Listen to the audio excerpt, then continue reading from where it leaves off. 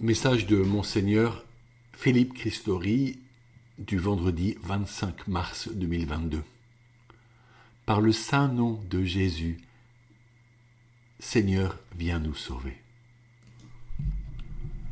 Ce vendredi 25 mars, le pape François a demandé qu'à 17h, en toutes les cathédrales du monde, ait lieu une prière pour la paix en Ukraine et en tout lieu où la paix est menacée. Ce jour-là, en la fête de l'Annonciation, le pape François consacrera l'Ukraine et la Russie au cœur immaculé de la Vierge Marie. À Chartres, nous serons auprès de Notre-Dame, à proximité de la relique du voile de Marie. Ce voile n'est-il pas le signe merveilleux de la protection de Marie, Notre-Dame du perpétuel secours? Je vous parlais de la visite que fit le métropolite Hilarion, bras droit du patriarche Kirill de l'Église orthodoxe russe, le 14 février dernier, soit quelques jours avant le commencement de la guerre, pour prier devant la précieuse relique. Depuis, j'ai pu lui écrire pour exprimer combien dans notre diocèse nous prions pour la paix. Avec gratitude et beaucoup d'amabilité, il me retourna une longue lettre en russe et heureusement traduite en français. Voici quelques mots de son message, je le cite. Dans le contexte actuel, l'aide aux réfugiés et à toutes les victimes des opérations militaires revêt une importance capitale. Le patriarcat de Moscou, l'Église orthodoxe ukrainienne, qui en fait partie, et les structures de l'Église catholique romaine s'y consacrent. J'espère que ces travaux seront poursuivis par la suite. Il importe aussi de continuer notre patient travail quotidien, dont l'objectif est de tout faire pour que les négociations directes déjà entamées se poursuivent et donnent des résultats dans les meilleurs délais, et pour que les rapports entre l'Occident et l'Orient de notre monde conservent tout leur potentiel de dialogue. Que le Seigneur préserve et sauve les peuples de Russie, d'Ukraine et de toute l'Europe. Que la très sainte Mère de Dieu nous protège de tout mal sous son précieux voile. Fin de citation. Que veut dire consacrer un pays au cœur immaculé de Marie? Au sein de l'Église catholique, nous consacrons régulièrement des lieux ou des objets, une chapelle, un autel, un calice. Cela signifie que ceux-ci revêtent une valeur spirituelle particulière et qu'ils sont dédiés au culte. Pour cela, des rituels prévoient des prières de consécration, accompagnées parfois par l'onction du Saint-Crème. Des personnes aussi font le choix de se consacrer au Seigneur. Cela fait d'elles des disciples qui mettent leur âme, leur esprit, leur corps au service du Christ dans son Église.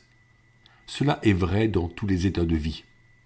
Que l'on soit consacré dans le célibat pour le royaume, marié ou célibataire, clerc ou laïc, l'on peut faire une démarche personnelle de consécration à Dieu. À la fin du Moyen Âge, on consacrait des pays entiers à la Vierge Marie, comme ce fut le cas de la France en 1638 par le roi Louis XIII.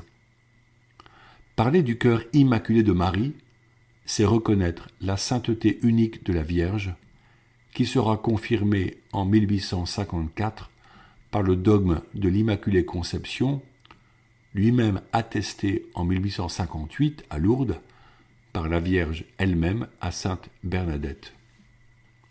Avec les apparitions de Fatima en 1917, cette dévotion prend une réelle ampleur dans le monde entier. Aussi le choix du pape François est que les peuples de la Russie et de l'Ukraine soient enveloppés par cette consécration, qu'ils trouvent refuge auprès de la Sainte Mère de Dieu, qu'elle les protège de la violence et de la guerre. Nous nous rappelons que le pape Pie XII avait consacré le monde entier au cœur immaculé de Marie le 31 octobre 1942 en pleine guerre mondiale. Ici, le pape souhaite que l'ensemble de l'Église catholique prie la Vierge avec insistance et je me fais le relais de sa demande au sein de notre diocèse de Chartres. Priez et jeûnez autant que cela vous est possible, afin de fléchir notre Dieu de miséricorde. Notre espérance demeure grande, car il y a des personnes de grande foi et de grande bonté qui désirent œuvrer en faveur de la paix. Le Christ est notre paix. Nous sommes à la mi-carême et peut-être avons-nous besoin de faire halte pour regarder le chemin parcouru depuis le mercredi des Cendres, le 2 février, et reprendre notre élan pour la suite.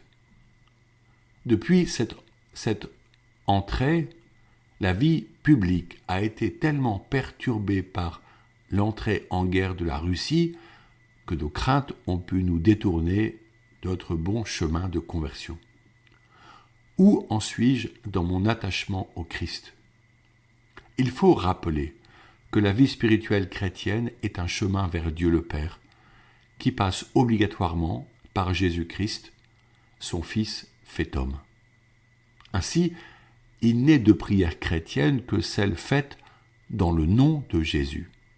« Sans moi, vous ne pouvez rien faire, dit-il, Jean 15 au verset 5. Et « Personne ne va vers le Père sans passer par moi. » Jean 14 au verset 6. Nous pourrions être attirés par les propositions de yoga ou de méditation qui permettent certes de goûter le silence et le calme, de retrouver même une juste relation à son corps et à la nature, mais qui ne conduisent pas à Dieu. Ces techniques de recherche de paix peuvent aider à nous arrêter, mais elles ne sont rien comparativement à notre prière qui ouvre une relation personnelle et amoureuse avec notre Dieu créateur et source de vie. En égrénant les mystères de la vie de Jésus, en présence de Marie, nous écoutons le Saint-Esprit qui nous conduit à rencontrer Dieu et à l'écouter nous murmurer ses mots d'amour, à nous inspirer une sagesse que nul ne pourra nous ôter. Par le fait de l'incarnation, Jésus montre que la vie humaine, simple et laborieuse, est vraiment l'espace de notre relation avec le Seigneur, que chacun de nous peut faire de chaque moment un instant de dialogue intérieur pour confier un proche malade, l'avenir d'un fils, le bonheur d'une fille fiancée, un parent âgé en souffrance, un projet professionnel, des amis qui ne croient pas. Ce sont ces flashs spirituels orientés vers Dieu que l'on appelle les prières jaculatoires, qui sont adressées au ciel tels des actes de foi et de charité. Ces prières rejoignent le cœur du Père du ciel, comme portées, telle la flamme olympique, par tous les saints et les saintes de Dieu qui nous sont solidaires et voient la face de Dieu à qui il parle de nos besoins véritables. Le nom de Jésus est tellement précieux. N'est-ce pas un ange que le Seigneur envoie pour demander à Saint Joseph de donner à l'enfant de Marie le beau nom de Jésus, c'est-à-dire Dieu sauve. En réalité, dans les traditions du peuple juif, le sens du nom ou du prénom importait beaucoup, car il indiquait par quelle grâce cette personne était advenue ou en vue de quel but elle existait. Jésus allait sauver toute l'humanité, son nom l'attestant, même si le mode était inconnu pour ses parents. Aujourd'hui, nous pouvons prier Jésus simplement par la répétition continue de son nom, Jésus, Jésus, Jésus. Car la Sainte Écriture dit, je la cite, « En nul autre que lui, il n'y a de salut, car sous le ciel, aucun autre nom n'est donné aux hommes qui puisse nous sauver. » Acte 4, verset 12. En ces jours de carême, nous pourrions reprendre la prière du pèlerin russe, brève dans sa formulation, qui est répétée inlassablement par les moines orthodoxes, associée à la respiration physique du pèlerin, tel un murmure intérieur qui résonne dans le cœur et l'esprit. Jésus, Christ, Fils de Dieu, Seigneur, aie pitié de nous, pécheurs. On peut se souvenir du cri de l'aveugle Bartimée à la porte de Jéricho qui interpelle ainsi Jésus, « Aie pitié de moi ». Peu à peu, par ce lien intérieur, s'élabore une relation consciente de la présence de Jésus qui a promis d'être avec nous tous les jours jusqu'à la fin, et notre foi grandit pour qu'en chaque chose, nous fassions confiance. Avançons ensemble, particulièrement au sein de nos familles. Un soir, j'ai eu la grande joie de prier un chapelet avec une famille et tous leurs enfants adolescents, quelques bougies éclairant dans l'obscurité la statue de Marie. Ce fut un moment de grâce. Persévérons. Ce prochain dimanche est appelé dimanche de l'Étaré, car de la louange, car nous chantons l'Étaré Jérusalem et conventum facite omnes qui diligitis eam gaudete cum Laetitia. Isaïe 66 au verset 10 et 11, qui est traduit par « Réjouissez-vous avec Jérusalem, exultez en elle, vous tous qui l'aimez, avec elle soyez pleins d'allégresse, vous tous qui la pleuriez, alors vous serez nourris de son lait, rassasiés de ses consolations, alors vous goûterez avec délice à l'abondance de sa gloire. » Ce dimanche apporte une promesse de merveille, de bienfaits, de bonne nourriture. Réalisons nous-mêmes cette prophétie par notre bienveillance. Offrons la joie du salut par notre témoignage. Bonne suite de carême jusqu'au rameau le dimanche 10 avril. Voici maintenant un extrait d'une prière que le pape François prononça à l'audience du 16 mars en faveur de la paix. Seigneur Jésus-Christ, Fils de Dieu, aie pitié de nous, pécheurs. Seigneur Jésus, né sous les bombes de Kiev, aie pitié de nous.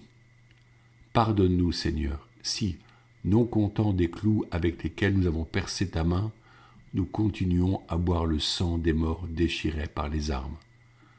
Pardonne-nous, Seigneur, si ces mains que tu as créées pour garder sont devenues des instruments de mort.